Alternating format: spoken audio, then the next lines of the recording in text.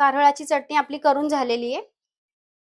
तुम्ही पण या पद्धतीने नक्की करा. खूप छान लागती, टेस्टी लागती, चविष्ट लागती. आपण कढीपत्ता यात वापरलाय, लसूण वापरलाय, तीळ, खोबरं, त्याच्यामुळे याची चव खूपच छान लागती. तुम्ही पण अशी नक्की एकदा करून बघा. याच्यासाठी आपल्याला लागणारे खोबरं घेतलेले काप करून अशी 1 वाटी, अर्धी वाटी तीळ घेतलेली आहे, 2 चमचे धणे, 1 चमचा जिरे, लसणाच्या पाकळ्या घेतलेल्या आहेत आणि कढीपत्ता, तिखट, मीठ, मसाला आपल्याला हे चवीनुसार लागणार आहे. सगळ्यात आधी आपल्याला कारळ स्वच्छ निवडून घ्यायचे, कारण याच्यामध्ये खडे असतात. आपण जर व्यवस्थित निवडलं नाही तर चटणी आपली चांगली लागणार नाही.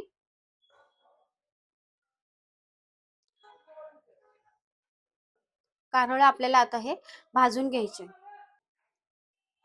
जवस आपल्याला आधी भाजून घ्यायचे.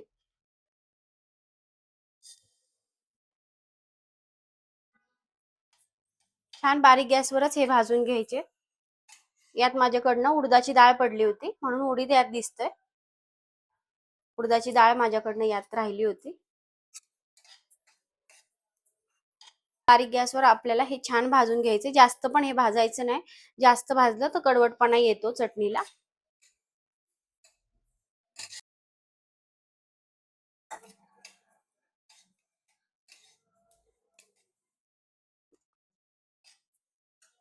कारळ आपल्याला छान भाजून घ्यायचंय.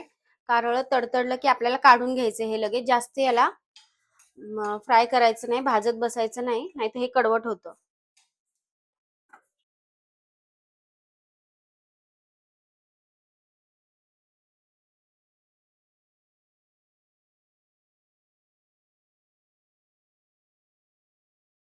कारळ छान गरम झालेले.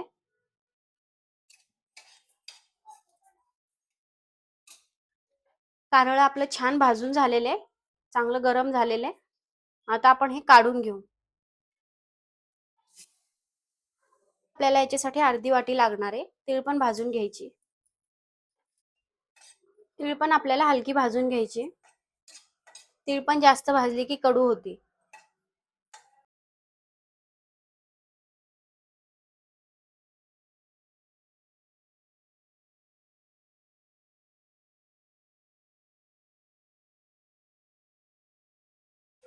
तीळ आपले भाजत आलेले, छान गरम झाले. एकदा चटचट करायला लागले की काढून घ्यायचे.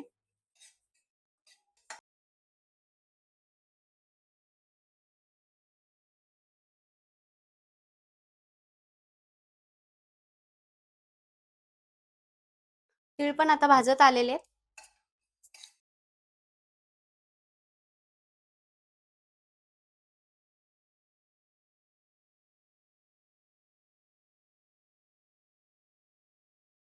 तीळ आता आपण हे काढून घेऊ. एवढेच आपल्याला भाजून घ्यायचे.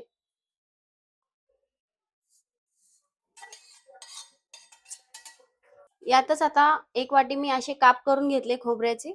ते आता भाजून घ्यायचे खोबरं आपल्याला याच्यामध्ये.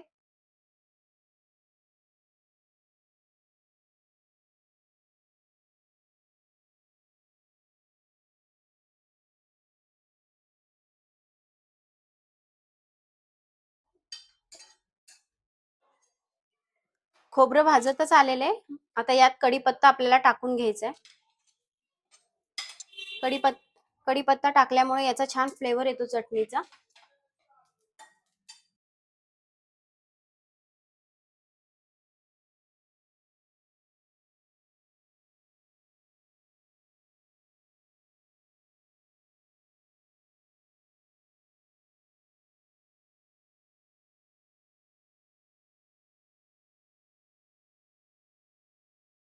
खोबरं आणि कढीपत्ता छान असा भाजून झालेला आहे. आता आपण हा काढून घेऊ. यातच काढून घेणार आहे मी. लसूण घेतलेला आहे तो भाजून घेऊ आता. नाही, हलकासा आपल्याला लसूण भाजून घ्यायचा. त्यातच आता 2 चमचे धणे टाकून घेऊ. 1 चमचा जिरे. हे पण आपल्याला हलकच भाजून घ्यायचे.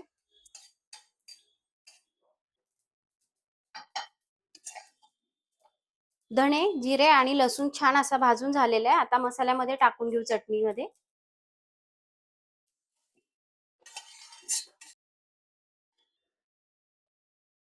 हे मिश्रण आपल्याला थोडं थंड करून घ्यायचंय, नंतर मिक्सरमध्ये बारीक वाटून घ्यायचं छान चटणी आणि नंतर तिखट वगैरे आपण यात टाकणार आहे. मिश्रण आता आपलं हे कोमटच आहे. आता हे मिक्सरमध्ये फिरून हे छान बारीक वाटून घेऊ चटणी याची. जाड ठेवायची नाही.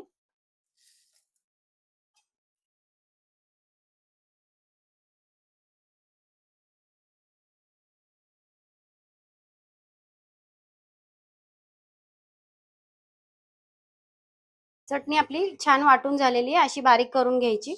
जास्त जाड ठेवायची नाही. छान एकजीव होती मग. ही काढून घेऊ आता.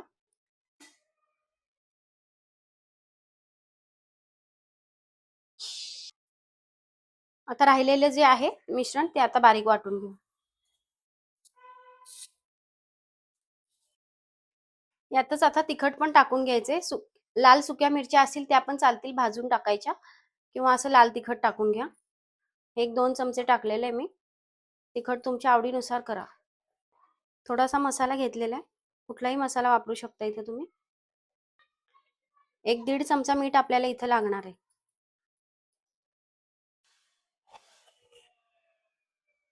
हे पण आता छान वाटून घ्यायचंय.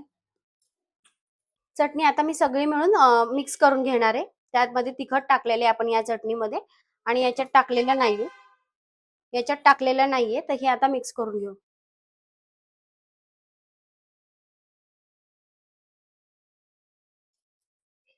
आता हे छान मिक्स करून घ्यायचं आपल्याला सगळं.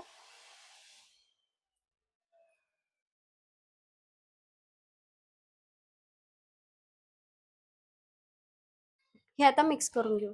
हे आता सगळं मिक्स करून घेऊ. तुम्ही इथं तिखट पण वाढवू शकता. सुक्या मिरच्या लाल पण यात खूप छान लागतात. भाजून टाकायच्या बारीक करून. आणि चटणी अगदी 2-3 महिने छान राहते, खराब होत नाही.